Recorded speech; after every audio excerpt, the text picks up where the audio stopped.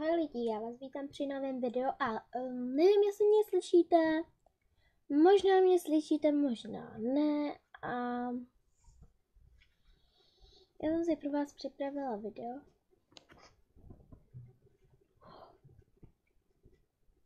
ve kterém vám ukážu takové to, já nevím, prostě nějaké na vlasy přípravky, kterými vlastně pomáhají ty vlasy hezkými. Mám docela hezký vlasy, jak vidíte. Jsem v mém pokoji, jestli mě neslyšíte, tak se vám omlouvám. A jdeme na to. Takže mám tady, první je takováto voda. Nevím, vy to asi moc nevidíte. Já si když tak tady nějak dám potom světlo, abyste mě viděli líp. Protože mě to vážně nefunguje moc. A já chci světlo, takže... Protože vy mě určitě takhle nevidíte a je to zlá kvalita.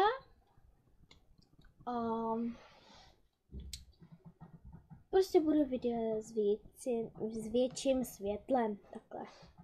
Jinak můžu natáčet i na balkoně, ale teď už se stmívá hodně k večeru, takže asi 7 hodin je, takže se mě to docela nebude. Takže takováto voda, vy to nevidíte, ale je to od Alpy a je to asi nějak tak. To vypadá nějaký kopřivová, žihlavová. Prostě nějaká vlasová voda bylina. A má to tady teda takový otvor a z toho to kape. A vlastně tady jak máte tu čárku neboli tu cestičku, tak to na ní nanášíte takhle do té cestičky. Oplacáváte to a zase na to dáte ty vlasy. A zase třeba sem to dáte. A zase na to položíte další vlasy. A tak. A vůbec to není nějak mastný. Vypadá to jako, že je to trošku mastný, jako. Protože ty samotné výtoky jsou takový divný a vlastně vám to vyživí ty vlasy. A jak vám je to vyživí, tak začnou víc růst a tak. Takže je to taky nerůst. Mluvám se vám teď vlasy jak z paragrafu. Vytvořila jsem si malinký stojánek a prázdninách bude lepší natáčení. Jako další je zase od Alpy a je to suchý šampon. Je zelený, ale vypadá to modře nebo fialově na té kameře. Doufám, že mě slyšíte. Samozřejmě, že já ne, ale to nevadí. A jako další, teda tady to se nanáší, takže když máte mastné vlasy, tak si to nasypete na ruku. Always. Jsem si nasypala samozřejmě na nohu. Mám to teda na té ruce. Zmažete si to v takový ten prášek, ještě trošku. A vlastně takhle si to dáte do těch vlasů a zamícháte to. A udělá vlastně to jakože takový, jakože to nemáte. Takhle jsem to přehnala. Teď je opravdu trošku. Nevím proč dávám tolik, ale kdo nechce vidět do školy hezký.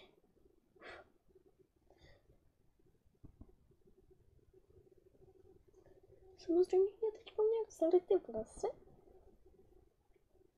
Klec.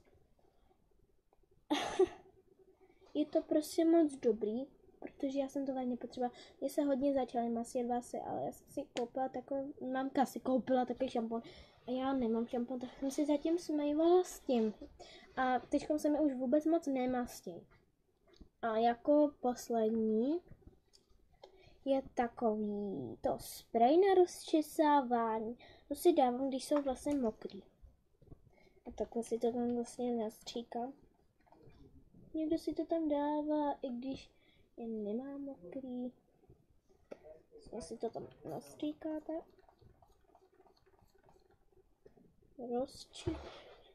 Tam se jdu po hřeben. Jo, ten. Takovýhle mám hřeben, takový okrůhlej a si to vyčešu, aby... jsem to neměla mokrý. Já si to když tak potom půjdu vyfenovat. Nebo si tam dám ten suchý šampon. Vej.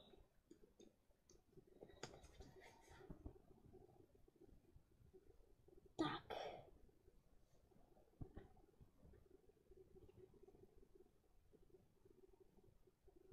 On to hned vsákl, ten šampon, takže nemoc dobrý teda. Co jste mi to poradili za blbost?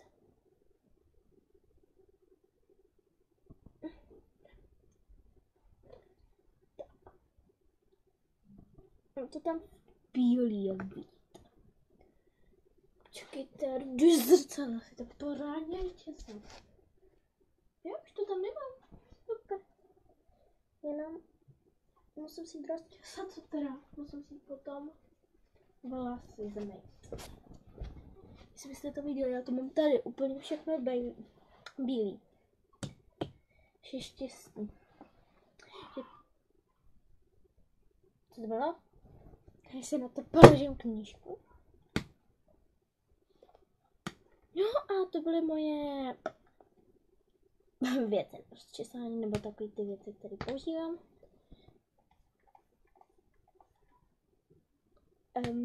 Tady to používám tak 3x, 2x do roku, protože to je na to, že prostě je to dobrý. A bylo to s váma moc dobrý. Mě to teda moc bavilo s váma. A já se s váma loučím. Takže ahoj.